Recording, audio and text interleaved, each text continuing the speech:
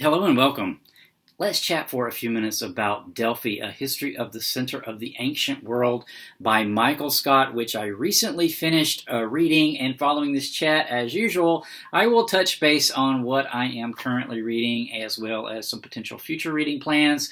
But for now, let's chat about Delphi. I really wish this cover could show up a little bit better on this electronic edition that I read, because it's a really cool sort of painting, I guess, of what Delphi may have looked like at one point in its past. Delphi had a very long history, so over the centuries, of course, it changed, so it wouldn't have looked the same from century to century, but I really wish that would show up a little bit better, because it was this major site in the ancient Greek world, and I have some pictures that I'll show here in a bit about what it looks like now, because I had the opportunity a couple of years ago to travel to Delphi, so I've actually been there, so I'll chat about that too here in a bit. But what is this book particularly about? It was published in 2014. It's a history, like I mentioned, so nonfiction. I've been wanting to read this for quite a while. I've had it on my reading radar. Even last year it was on my priority reading list, but I did not manage to get to it. So I really wanted to get to it this year because I'm really interested in sacred places and sacred spaces, and this was a sacred space in ancient Greece for centuries. It existed, and if you're not familiar with it, it had the famous, oracle. It had the Oracle of Delphi, and then the Temple of Apollo. I thought what I would do is, in the preface of the book, there's a real cool sort of like summary of what the book's about. So I thought I would just read that, and that would give you an idea sort of what the general goal of the book was. So I'll just read this. This book tells the story of this extraordinary place and of its significance in the history of the ancient world. How did its famous oracle work? And why did it capture the attention of the ancient world for so long? What were the crucial factors in securing Delphi's emergence as the predominant oracular site in a world teeming with oracles? How did the opportunities provided by offering rich dedications and taking part in athletic competitions contribute to Delphi's importance and its role within ancient society? What, in an ancient world almost constantly beset by tectonic changes in politics and war, enabled Delphi, a small city and sanctuary clinging to the Parnassian mountains, to survive it all? What eventually caused its demise? Why was the modern world of the 19th and 20th centuries so fascinated by this ancient site, and what, if anything, can it still hold of value for us today? So that was sort of the goals of this book, sort of a lot packed into this book. The Oracle, one thing that I thought was really interesting was how the site, the Oracle, evolved over time. So it's not really certain when the Oracle began. We know for sure that by around 700 there was an oracle, practicing oracle priestess there in Delphi, but some traditions have this site going back even further into the distant, past, where it was originally a temple to Gaia, the earth goddess, and then it's also associated with serpents. So the Pythia is the priestess. It's a woman who was chosen among the people of Delphi who could sort of listen to. She had this tripod thing. The book kind of explores how the oracle was done, because it's not known for sure. There's several different versions of it, even in antiquity, that were recorded in antiquity. So we don't know exactly what happened, but we do know there was like a tripod that she sat on this tripod thing, and then most traditions have her breathing in some kind of vapors or something, and it also the oracle had something to do with this spring, this water source there. So it was connected with that. But this was supposedly, Apollo resided here. So then there was a priest. The petitioner would come and ask questions of this Pythia, this priestess, the oracle, and then she would sort of mutter a response by most traditions, and then a priest would actually put it into more of a poetry form, and then give the answer to the questioner, so the petitioner. So the interesting thing though about the oracles, though, the kind of cool thing really is that they weren't yes and no questions. So this was kind of one of the things that I took away, how important the oracle was for the development really of democracy and community sort of building, was that the oracle didn't give a yes and no answer. So when people went to ask her questions or ask Apollo questions, the Pythia would always reply in sort of a vague way. So it wasn't really it would be more like, should I do this or should I do that? And then the oracle would give an answer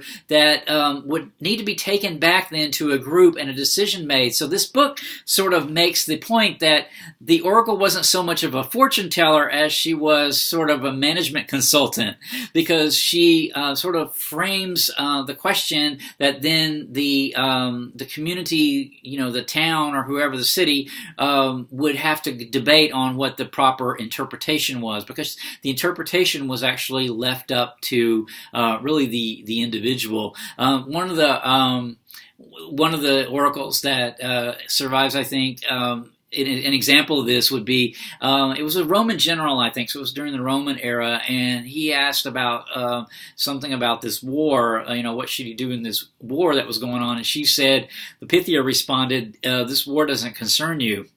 And so, as it happened, he ended up dying of another reason before he could participate in the war. So that's just, that sort of thing seems to have happened a lot, at least in the oracles that are in the, not the prophecies, but the responses of the oracle that are recorded, because of course most aren't. And sometimes the responses that we have, this book makes a point, it's that the responses came to us, later. So it wasn't a real-time thing, sometimes a century or two before someone actually says, oh, and King whoever asked the oracle, and the oracle said this. So we have a hard time knowing for sure, what the oracle said when and to who, but we can sort of infer that this is sort of generally how it worked. Someone would ask her a question, and then she would answer in sort of an enigmatic way, and then it would be up to the person or the group to interpret what she meant. But what this did, though, right, was it strengthened community. So we had this sort of proto-democracy going on in Greece at this time, where the city-states were,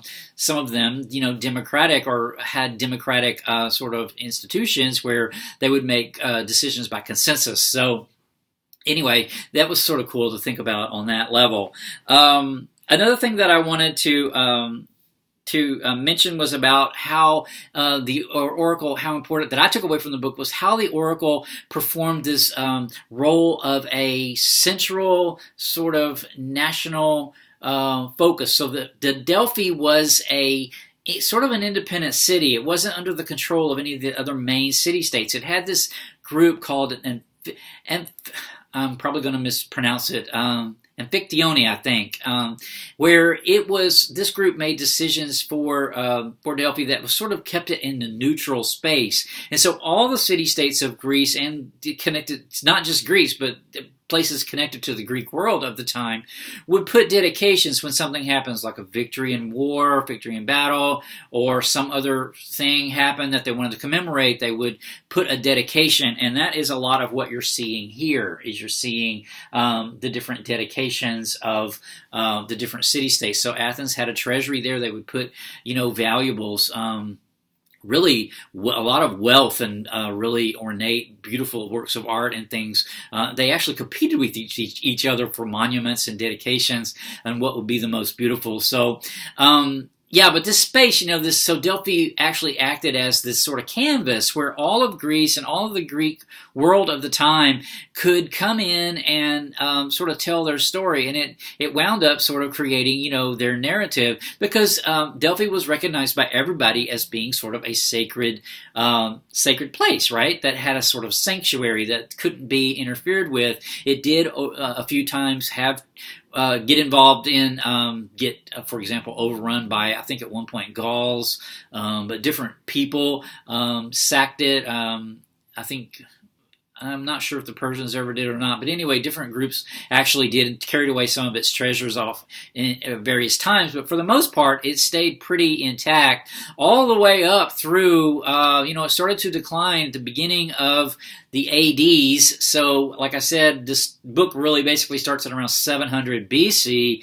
and then the oracle itself. I think that the paganism was outlawed by the Christian Emperor Theodosius in around 390 AD, and I think the last recorded response from the oracle was in 392 AD. But then, kind of coolly or kind of sadly, I guess, the time went on, and the people that lived there forgot that there was even a Delphi there. It slowly got covered up.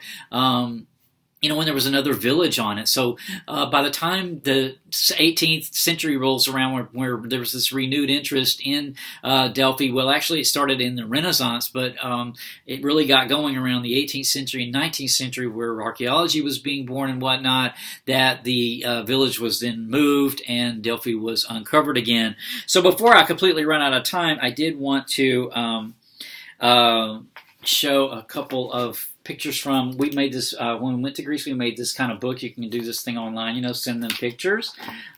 This is Mount Parnassus. This is the mountain where Delphi is. Okay. Here is the ruins of the Temple of Apollo there. You can see it's kind of on a cliffside. It's in a really inaccessible place, really unlikely place. There's the ruins of the Temple of Apollo. This would have been the temple from about, I think, the 4th century BC. There were several of them. This is the theater at Delphi, and here is the rebuilt Athenian treasury at Delphi. So there was a theater. The Pythian Games, there were an Olympic-style games. There was an athletic competition there that was held regularly called the Pythian Games, which in ancient world was every bit as important as the Olympic Games. And then also there was theater there, and there was music festivals and things like that. You probably can't tell much about this, but this is... you can tell that this sort of zigzag, it's a mountainside. This is the ruins of where all of those monuments were that I showed you from the book cover. Here's this Sphinx set on top of, I think it's Nixian, set on top of this column. And then this charioteer here. This is a bronze charioteer, very famous, that was found at the site of Delphi. It was a dedication following a victory in one of the Pythian Games, chariot racing. Here's some more of the artifacts that have been found at Delphi. So, yeah. Love taking this trip. This was, we were here around, it was in the winter, so there had been snow, so you saw snow on the mountainside there.